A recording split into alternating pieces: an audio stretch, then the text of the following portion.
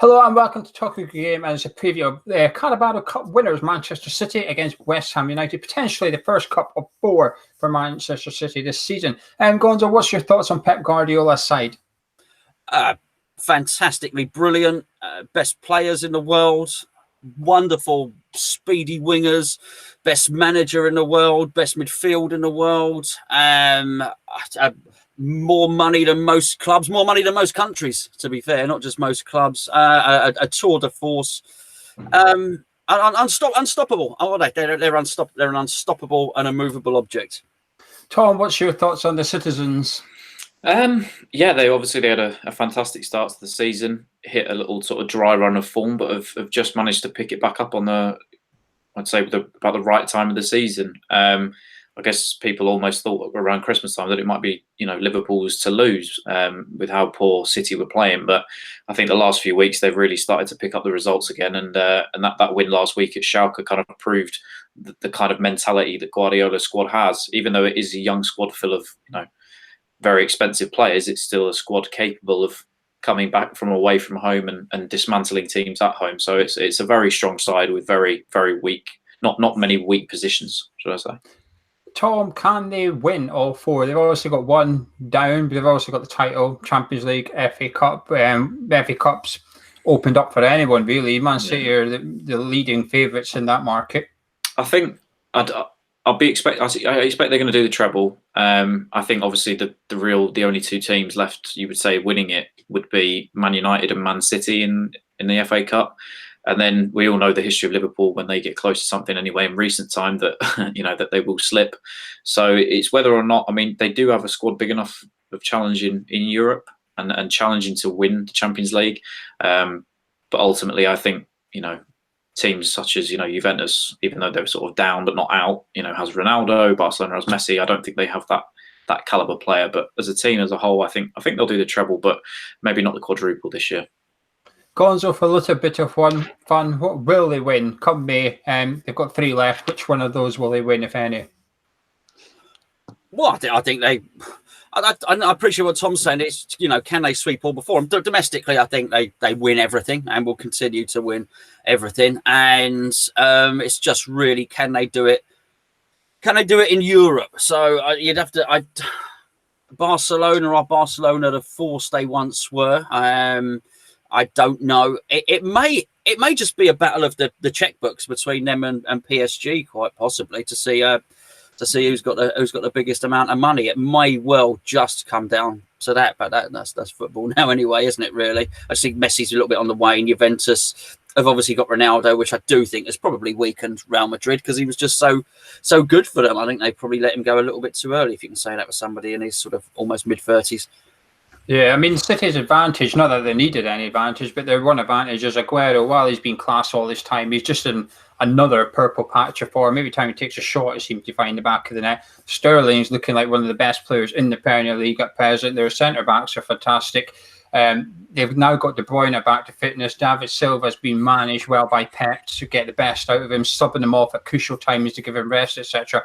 City actually have a few injuries ahead of this game. Fernandinho and Laporte both went off and they're expected to be out for a couple of weeks, so they won't be playing on Wednesday. Unfortunately for West Ham, though, John Stones looks like he might be able to come in. Delph is back for Wednesday night, and Jesus might also be fit and available as well. Tom, is this the best time to play City? Not that there is a good time, but is it the best time? I was going to say, if there ever is a good time to play City, I think probably. It's a double-sided question, really. Answer to the question, because on the one hand, yes, you'd say it is the best time to play them. They've just come off the back of a grueling cup final, 120-minute cup final. They do have the Champions League next week, but they are also focused on the Premier League. So it's kind of doesn't really matter how they prioritise it. They've got a strong enough squad capable of being in both. Performing in both 2 big competitions.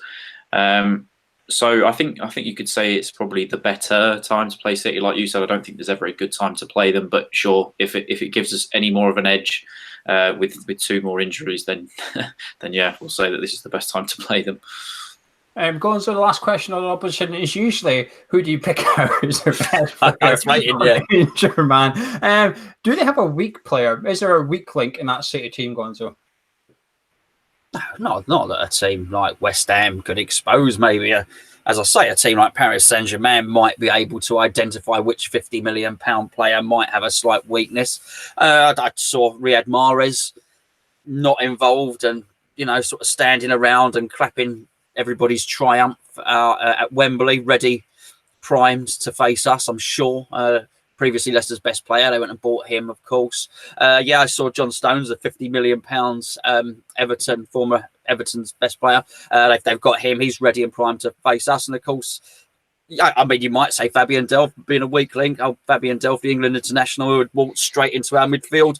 Who knows, mate? Who knows? They've got so many good players. You mentioned Sterling. Sterling and Sane are on a different level. What's that? The Bernardo Silva, whatever his name is. He's like a little magician as well. It's crazy. Their best player. Yeah, brilliant. Absolutely brilliant. Honestly, so brilliant. It's boring. Indeed, that's why we're not going to talk too much about who their best players are. You can pick out any of the 11. Let's move on to West Ham. We'll start with a little bit of team news, and it's bad news. Balbuena might be back in training, but he's not available for Wednesday night. Another centre-back in training won't be available for a little while is Winston Reid. He has returned to first-team training. But Nasri, Lanzini, and Markovic are all obviously fit and well to play on Wednesday after the weekend. Tom, there's that myth in football, don't change a winning side. But as we've seen, Zabaleta went off, supposedly had a back injury, but it appears that he's fit for Wednesday night's game. Would you stick with Zabaleta or would you be switching back to Ryan Fredericks for this one? I've actually really been impressed with Ryan Fredericks the last few games. Obviously, he had his short stint before he got injured at the start of the season. I don't think he was really up to scratch. Zabaleta has been consistent all season, but the last couple of games not necessarily looked himself. He had that errant back pass, within the first minute in the last game, and he just sort of looked out of sorts. Whether that is a niggling injury or not, I'm not too sure. But I wouldn't say that Fredericks has done anything to not warrant his starting place. And I know Zabaleta sort of maybe, instead of his pace, he makes up for his pace with what he can do defensively. His mind is switched on, and he's, reads the game. Probably you would say a bit better than Fredericks does, but I think when you've got Sane and Sterling who can switch to either wing, we're really going to need some sort of pace to counteract that on Wednesday night. And I think that probably this is the best game to be playing someone like Fredericks, who obviously is quite rapid himself. Gonzo, what about yourself? Would you be picking Fredericks or the Man City legend?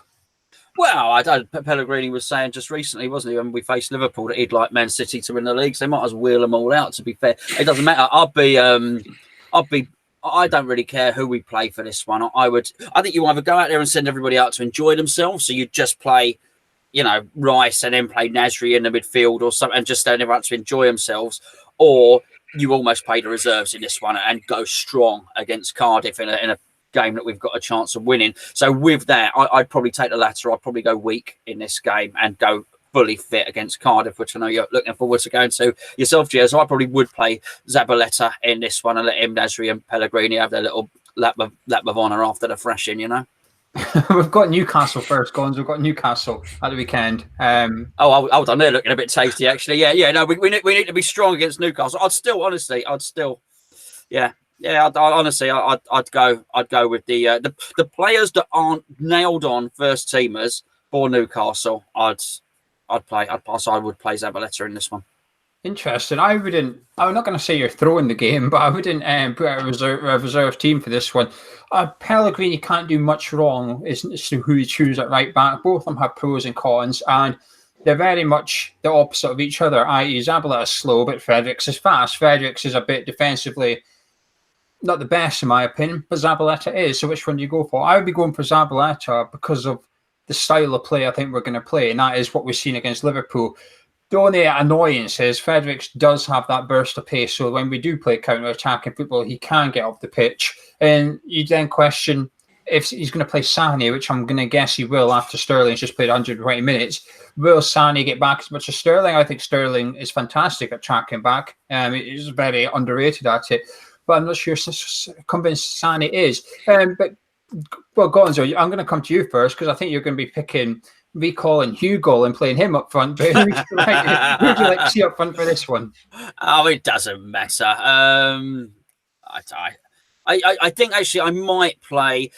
he's not had a run of games, I probably would play Arnautovic in this one because he needs to get the fitness up. I think Arnautovic can handle playing against Man City and Newcastle, as you quite rightly corrected me earlier. I think he can get away with that, and he needs it. So I would play him in there. He needs to get that little spring into his step. I don't think Chicharito needs to be playing in a game where he's just not going to see the ball up isolated on his own. So, yeah, probably Arnautovic, mate. What about yourself, Tom? Hernandez obviously scored against Fulham, but arguably when Arnautovic came on, he looked busy, he looked good. Yeah, but I think, the difference is that's busy against Fulham, and I think it doesn't matter really what striker you play against Man City. I still feel as if they'll both be isolated. So really, I guess it's almost, do you do what Gonzo said and try and get Arnautovic, a run of games towards the back end of the season, because really he's going to be an integral part as much as he did, want away in the January transfer window. He is going to be an integral part of us pushing for a European spot towards the end of the season. So for me personally, I'd probably play Arnautovic. I didn't like what I saw of Fernandes the other day. I know he did score obviously with his hand, but I think that Arnautovic offered just that a little bit extra when he came off the bench. So yeah, I'll probably start Arnautovic this week on Wednesday night.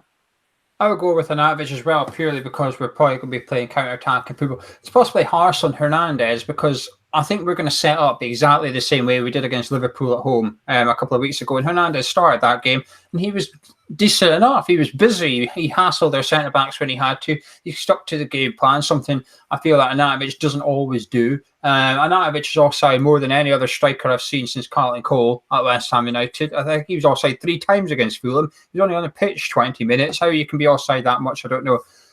So I think that'll cause a little bit of frustration, but he can hold the ball up, Arnautovic. That's not something I don't think Hernandez can do. Arnautovic can bully centre-backs into, whether it's just winning us a throw-in up the park or something. Or if Pellegrini really wanted to go massive curveball, I would stick Antonio up there. I really would just stick him up there and just say, just do what you normally do and just power through them. He did it against Chelsea at home. I remember Chelsea at home, Antonio was up front, won free kicks, throw-ins, etc., and he just allowed us to relieve the pressure. That'd be my curveball. Gonzo, I know you're not confident, but you don't seem to have much optimism either.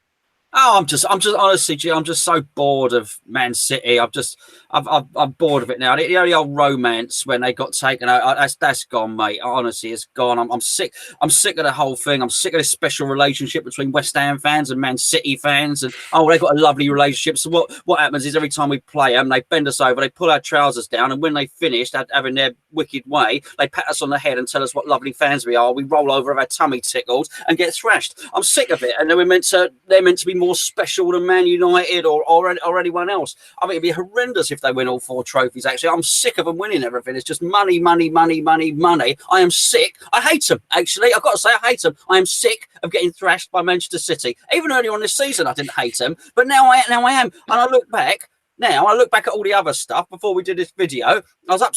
It doesn't matter what I was doing upstairs. But I was upstairs. I was looking at my phone, looking for all the old stuff, looking for all the vlogs, looking for everything. I mean, this is ridiculous. They absolutely thrash us, honestly, and we roll over and go, "Oh, lovely, great man, City, such lovely fans." I'll tell you what, it's the most one-sided relationship since I went out with that dancer from Spearmint Rhinos for a month. It's absolutely ridiculous. Well, I enjoyed that, actually. That might be the best thing out of the game for West Ham fans, and it's not even in the game. Tom, what about yourself? Have you got any little bit of confidence, or are you hatred as well? No, to be honest with you, no, I don't have as much hatred as Gonzo does for Man City. No, I think maybe the best thing is that maybe they can repay us for doing us a favour with Liverpool the other day by maybe only beating us by 2 goals, this time, and maybe allowing us to score 1. Maybe that'll be the best thing for them to do. But I think it's, like Gonzo said, I wouldn't say it's necessarily tedious, but it's so difficult to go away at Man City and get a good result. And I'm not sure if we have it in us, especially when we know we're playing against sort of our must-win games in the next couple of days against Cardiff and Newcastle. So I think City win, but I don't think it will be as big a scoreline, especially after their tough game this weekend. I think this is a big test for Pellegrini, actually, because I think a lot of fans will write this fixture off and say it's City away. Well, the thing is, Newcastle have beat them recently. Crystal Palace beat them recently, and they both play a similar style. And then Chelsea on Sunday have just gone and used a very similar blueprint and took them to penalties. And that blueprint is what we did against Liverpool. You sit back and you frustrate them. You let them cross the ball because, with the greatest of respect, Aguero is world class, but a decent centre-back should be able to beat Aguero in the air due to the height difference, etc. So if you can frustrate them like that, you've got a little bit of a chance. It's then a case of, can you take your chances? At the London Stadium, when we got beat 4-0 earlier this season, it wasn't a 4-0 game. I actually thought we played pretty well. The problem was we went toe-to-toe with them, and you do that, they are just going to rip you to pieces. So I think this is a test for Pellegrini to say, can you come up with the game plan that's going to frustrate City and let us capitalise our counter-attacking output? Now, the problem to that is, the one player you could probably really do with on the pitch in order to make that happen is Lanzini, and he's no way fit enough yet to start a game. And I'm like Gonzo on this one. I'd rather see Lanzini kept for Newcastle. It's way too risky. Now, it's one of those, though. If Lanzini was to play and we were to get something, we'd all applaud it. Okay, it's a risk. But I don't think it's a risk that's necessary for this one. But like I said, there's a little bit of pressure on Pellegrini for me here, because it's all very well playing attacking football, but we've struggled against teams like Brighton, Bournemouth, Wolves. We've struggled against them, okay? Well, you've got to sort of come up with results against someone. You can't just do okay against some and average against the others and a bit poor against others. Somewhere you've got to do well. And so far it's been the top six. And, Man City is in that. So if you're going to base yourself on a manager that knows how to beat the top six or get points out of the top six, well, you've got to do it for every single game. You can't just pick and choose and say, well, I meant top six at the London Stadium. You can't have that. You have it all or nothing. But with that in mind, I'm going to start with Gonzo. Can I get your score prediction, please? Yeah, I'll tell you what. If we win this, I'll go to a game. I go in fancy dress. I go dressed as Mary Poppins to a game this season or something like that. I'm holding you to that. Well, might not be. Oh, well, whatever. A character or whatever. Whatever. Mel B. Who cares? I don't care. Right? I will go in fancy dress. You can hold it. We'll put a poll up on it. But I'm confident I'll be wearing my very nice King T-shirt to the London Stadium and not going in fancy dress, because I think we're going to lose 4-1 at best. Tom? Similar to Gonzo, I'm going to say 3-1. I just don't think we've got enough, especially not against City at home. I think, like you said, we'd have to go in with a similar blueprint as to what Palace and Newcastle did and sit behind the ball and frustrate them. But I just, whether we're good enough defensively to do that, remains to be seen. So I'm going to say 3-1 City. I think they'll allow us one to say thanks for the Liverpool game the other day. Yeah, I'm gonna say 3-1 Manchester City as well. Well, like I said, I think Pellegrini's, there's a bit of pressure on here. I'm not that confident he can come up with the answer as yet. I thought we struggled against Fulham at times. I thought we were very lucky they were just that crap. And I'm not seeing him come up with the answers for a tactical blueprint against Brighton. So I'm not that confident he's going to come up with one at the Etihad. But anyway, you guys at home, let us know what you think in the comments below if you're a bit more optimistic than Gonzo here. And what you think the team lineup should be. Gonzo's saying that we should put out what is probably an FA Cup team for Pellegrini. Myself and Tom are a bit more firm that we should put out our first 11 and try and get something from this game. But if you enjoyed the video, drop a like on it and also subscribe if you're new around here. Myself, Gonzo, and a guest will be back straight after the game on Wednesday night on this channel, so you can come join in and hopefully we'll be celebrating something for West Ham. But like Gonzo, probably not.